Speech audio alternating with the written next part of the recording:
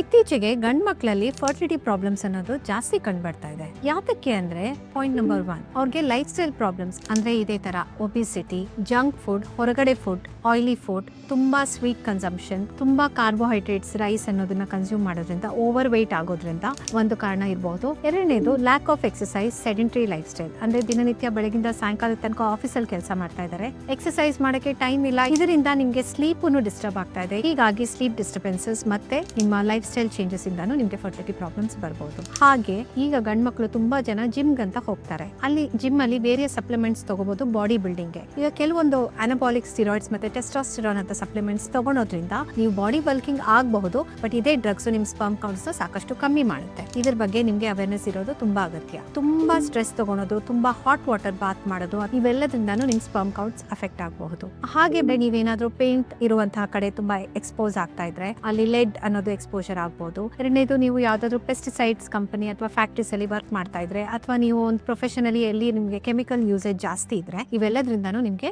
Sperm counts decrease ಆಗಬಹುದು. So ಈ points ನ ನೀವು ದಿನನಿತ್ಯ ಲೈಫ್ ಅಲ್ಲಿ ಗಮನದಲ್ಲಿ ಇಟ್ಕೊಳ್ಳಿ. ಹಾಗೆ ಈ ವಿಡಿಯೋನ ನೋಡ್ತಾ ಇರೋಂತ ಎಲ್ಲಾ ಹೆಣ್ಮಕ್ಳು ನಿಮ್ಮ ಹಸ್ಬೆಂಡ್ಸ್ ಜೊತೆ ಈ ವಿಡಿಯೋನ ಶೇರ್ ಮಾಡಿ.